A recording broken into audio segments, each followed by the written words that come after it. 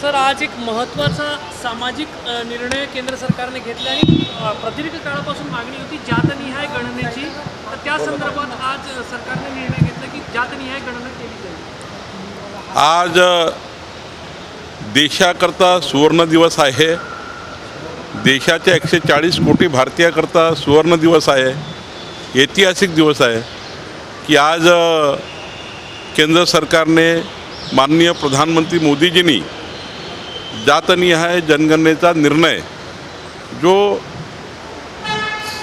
7 दशकापासून मागणी होती, जे महामानव डॉक्टर बाबासाहेब आंबेडकरांचं संविधान SC ST आणि इतर एवढंच या ठिकाणी जनगणना त्या काळामध्ये व्हायची, पण संविधानाने या ठिकाणी SC ST आणि अदर्स म्हणजे संपूर्ण असंच त्या ठिकाणी जनगणना करण्याचा त्या काळामध्ये निर्णय होता.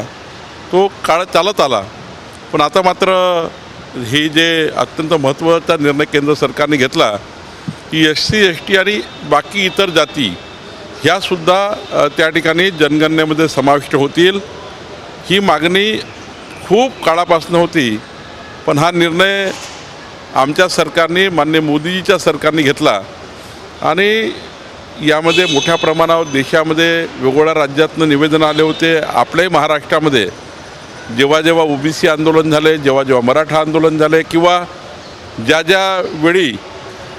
ज्या समाजांनी आंदोलन केलं, 90% समाज हाच म्हणायचा की आमची जातीय जनगणना करा, जातनिहाय जनगणना करा.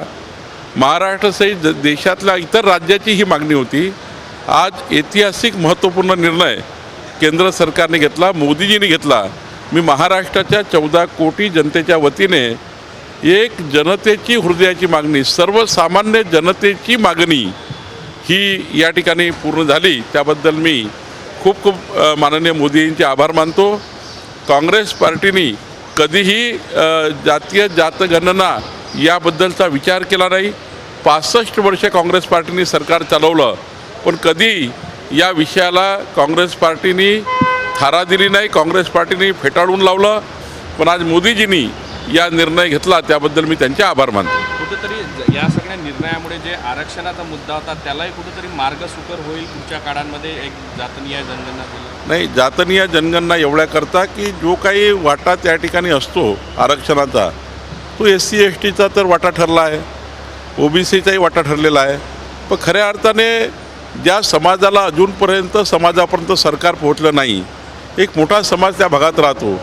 यामध्ये जे आता मोठ्या प्रमाणावर ज्या त्या ठिकाणी सामाजिक असमतोल होता, तो सामाजिक असमतोल दूर झाल्याशिवाय राहणार नाही असं मला वाटतं. पंतप्रधान नरेंद्र मोदी यांचा मुंबई दौरा होणार आहे. एक युद्धजन्य परिस्थिती देशावर आहे. महत्त्वाचा ठरेल काय?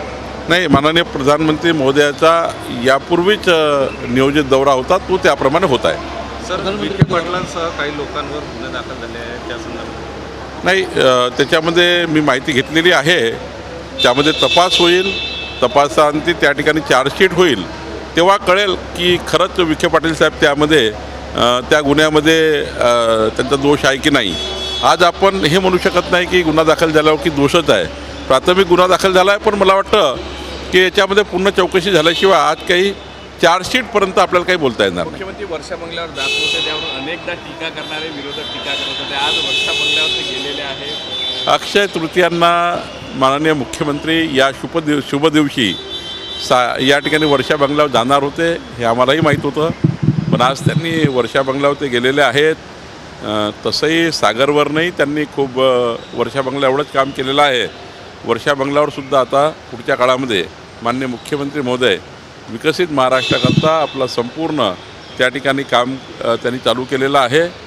1 मेच्या महाराष्ट्र दिनाच्या दिवशीसुद्धा उद्या या ठिकाणी मी सर्वांना शुभेच्छा येतो, कामगार दिनाच्या शुभेच्छा येतो. आणि आमचं सरकार, देवेंद्र फडणवीस सरकार, हे 14 कोटी जनतेच्या विकासाकरता आम्ही कटिबद्ध आहोत. उद्याच्या 1 मे हा महाराष्ट्र दिवस आहे. महाराष्ट्राला मजबूत करणे आमची प्राथमिकता आहे. राज ठाकरे, उद्धव ठाकरे एकत्र येतील यावर शरद पवारांनी आपलं मत व्यक्त केलं की चांगलंच आहे. कुठेतरी बोलण्यामध्ये जे वाक्य आहे ते बरोबर वाटतंय की काहीतरी एक सांगितलं वेगळं होतं? मला असं वाटतं की राजकारणामध्ये प्रत्येकांना, प्रत्येक पक्षाच्या नेत्यांना, प्रत्येक व्यक्तींना आपापलं स्वातंत्र्य आहे, व्यक्ती स्वातंत्र्य आहे. राजसाहेब आणि उद्धवजी एकत्र आले तर आम्हाला काही त्या ठिकाणी नाही आहे. त्यांचा पक्ष त्यांनी चालवायचा आहे, त्यांनी त्या ठिकाणी आपली भूमिका घ्यायची आहे. त्यामुळं त्यामध्ये भारतीय जनता पार्टीला त्यांच्या व्यक्तिगत किंवा त्यांच्या पक्षीय विषयामध्ये मी लक्ष देणं किंवा आमच्या पक्षाला लक्ष देणं काही योग्य नाही. पाकिस्तान बार बार परमाणु बम की धमकी दे रहा है, क्या कहेंगे इसको? अरे भाई, मैं बार बार कह रहा हूँ, सवेरे में मैंने कहा कि 20% वहाँ के लोग भूखे हैं जिनको एक समय खाना मिलता है. जिनके पास खाना खाने की हालत ख़राब है वो क्या बम की धमकी देंगे. और जो गरजते वो बरसते नहीं हैं. आप चिंता बिल्कुल मत करिए. मोदी जी है तो मुमकिन है.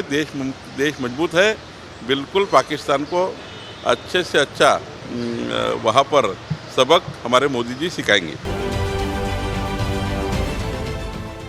देश विदेशातील प्रत्येक घडामोडींचे लाईव्ह अपडेट मिळवण्यासाठी आता साम टीव्हीच्या सर्व सोशल मीडिया प्लॅटफॉर्मला लाईक, फॉलो आणि सबस्क्राईब करा. तसंच सर्व नोटिफिकेशनसाठी बेल आयकॉन प्रेस करायला विसरू नका.